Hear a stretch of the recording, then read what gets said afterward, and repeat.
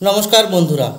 ভারতের সর্বস্তরের জনসাধারণের কাছে যদি একটি প্রশ্ন করা হয় যে ভারতের প্রকৃত বন্ধু কে, তাহলে চোখ বন্ধ করে সবাই একটাই উত্তর দিবে, রুশ। ভারত এবং রুশের বন্ধুত্বই এই লেভেলের, কিন্তু বেস্ট ফ্রেন্ডদের মধ্যে কিছু সমস্যাও থাকে।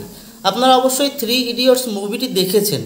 সেখানে দেখানো হয়েছে বেস্ট ফ্রেন্ড যদি খারাপ রেজাল্ট করে অর্থাৎ দুর্বল থাকে তাহলে দুঃখ হয়, কিন্তু বেস্ট ফ্রেন্ড যদি নিজের চেয়ে বেশি ভালো রেজাল্ট করে অর্থাৎ শক্তিশালী হয়ে ওঠে তাহলে আরও বেশি দুঃখ হয়। ভারত এবং রুশের মধ্যকার এই বন্ধুত্বের ঠিক এই ধরনের সমস্যা দেখা যাচ্ছে বিগত 2 থেকে 3 বছর থেকেই। ভারত যতই শক্তিশালী হচ্ছে, আত্মনির্ভর হচ্ছে, রাশিয়া যেন ততই ভারতের কাছ থেকে দূরে সরে যাচ্ছে। বিগত 1 বছর থেকে এই চ্যানেলে বেশ কয়েকটি নিউজ দেখানো হয়েছে যেখানে রুশ ভারতের ইন্টারেস্টকে ইগনোর করে পাকিস্তানকে কাছে টানার চেষ্টা করেছে, কিন্তু অনেকেই ওইসব নিউজের সত্যতার উপর ধ্যান না দিয়ে অন্ধের মতো রুশের সাপোর্টে কথাবার্তা বলেন।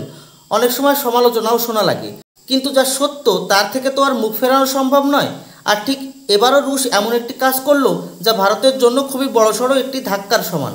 সম্পূর্ণ বিষয়টি বিস্তারভাবে বলার আগে একটাই অনুরোধ, চ্যানেলটি সাবস্ক্রাইব করে বেল আইকনটি প্রেস করবেন যেন এই ধরনের ইনফরমেশন দ্রুত আপনাদের কাছে পৌঁছে যায়। তো চলুন শুরু করি।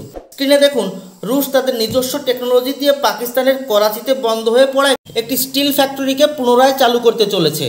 আর এই স্টিল ফ্যাক্টরি চালু করাটা তো অবশ্যই ভারতের জন্য দুশ্চিন্তার, কিন্তু তার চেয়ে বেশি দুশ্চিন্তার হলো এই ঘোষণার টাইমিং।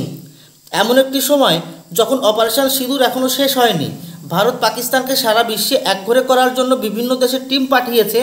ওয়ার্ল্ড ব্যাংক এবং IMF এর মতো সংস্থাকে পাকিস্তানকে আর্থিক সহযোগিতা দেওয়ার থেকে আটকানোর চেষ্টা করছে। এরকম একটি সময় ভারতকে কাছের বন্ধু বলা রাশিয়া কিভাবে পাকিস্তানের অর্থনীতিকে পুনর্জীবন দেওয়ার কাজটি করতে পারল? এরকম সংকটের সময় রাশিয়ার কি উচিত ছিল না ভারতের পাশে দাঁড়ানো? অথচ রুশ ইউক্রেন যুদ্ধে অর্থাৎ যখন রাশিয়া বিপদে ছিল তখন ভারত সারা বিশ্বের চাপ সহ্য করেও রাশিয়াকে একা ছাড়েনি। রাশিয়ার অর্থনীতি যেন ভেঙে না পড়ে তাই ভারত প্রচুর পরিমাণে তেল কিনেছিল রাশিয়ার কাছ থেকে। ভারত রাশিয়াকে ডিপ্লোম্যাটিক সাপোর্ট তো দিয়েছেই, সাথে সাথে ভারতের সমস্ত জনগণ রাশিয়ার সাপোর্টে সামাজিক যোগাযোগের মাধ্যমগুলিতে ইনফরমেশন ওয়ারফেয়ার লড়েছে। আমরাই ইউটিউব, ফেসবুক ইত্যাদিতে ধোঁয়া করে ফেলেছি এই বলে যে ইউক্রেন রাশিয়ার সুরক্ষার জন্য বিপদ ছিল, তাই রাশিয়া ইউক্রেনকে আক্রমণ করেছে। আর রাশিয়া যা করেছে একদমই ঠিক করেছে। অথচ অপারেশন সিঁদুরের সময় প্রথমত রাশিয়া চুপ ছিল, আর পরে এসে যা বলেছে তা আরও বেশি জঘন্য ছিল। রাশিয়া বলেছিল ভারত এবং পাকিস্তান নিজেদের মধ্যকার সংঘর্ষকে যেন না বাড়ায়। তো এই হলো আমাদের বেস্ট ফ্রেন্ড রাশিয়ার অবস্থা। রুশ যদি পাকিস্তানকে সোজা অস্ত্র সাপ্লাই করত তাও হয়তো এত ক্ষতি হতো না যা এই স্টিল ফ্যাক্টরিকে রিভাইভ করার ফলে হতে চলেছে।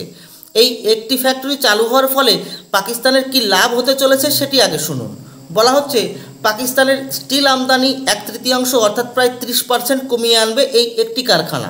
এতদিন পর্যন্ত পাকিস্তান তার প্রয়োজনের সমস্ত স্টিল বাইরের দেশ থেকে ক্রয় করত, আর এর জন্য পেমেন্ট করা লাগতো ডলারে। আর পাকিস্তানের ফরেক্স রিজার্ভের হাল আপনারা সবাই জানেন, কোনো মতে 14 থেকে 15 বিলিয়ন ডলারই অবশিষ্ট রয়েছে।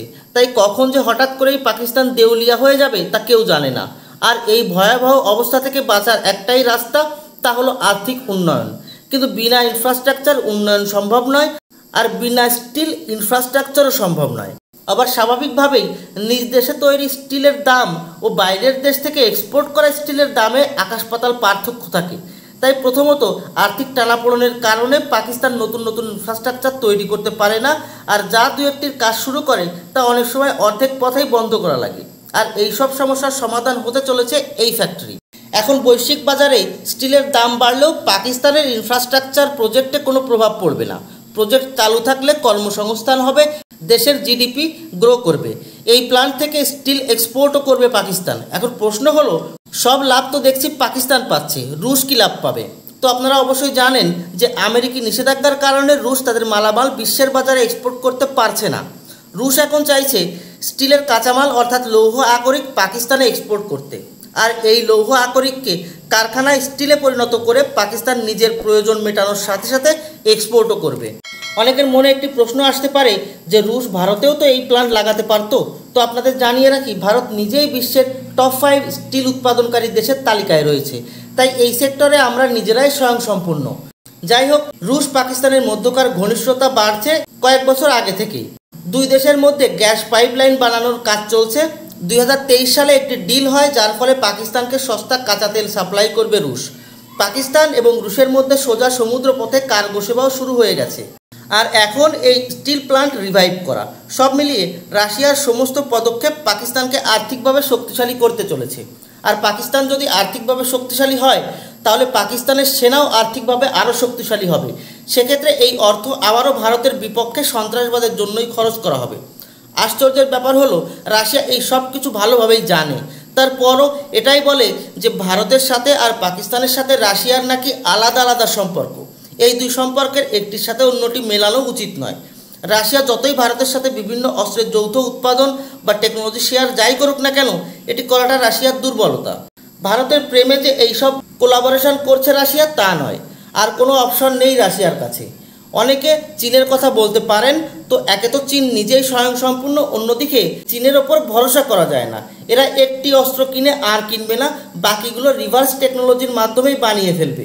তাই অস্ত্রের কোলাবোরেশনের ক্ষেত্রে রাশিয়ার একমাত্র অপশন হলো ভারত। যাই হোক, রাশিয়া যেভাবে ভারতের সিকিউরিটির বিষয় নিয়ে ডাবল গেম খেলছে, তাতে একটি কথা আবারও প্রমাণিত হয় যে এই বিশ্বে কেউ কারো না তো পার্মানেন্ট বন্ধু, না তো পার্মানেন্ট শত্রু। যেটি পার্মানেন্ট থাকে তা হলো যার যার দেশের লাভ। এখন এই সব বিষয়ে জানার পর আপনাদের কি মনে হয়, রাশিয়া কি সত্যি এমন প্রকৃত বন্ধু যাকে চোখ বন্ধ করে বিশ্বাস করা যায়? কমেন্ট করে জানাবেন। আর এখন থেকে এটিও মেনে নেওয়ার চেষ্টা করবেন যে ভারতের বন্ধু শুধু ভারত নিজেই। ধন্যবাদ। জয় হিন্দ।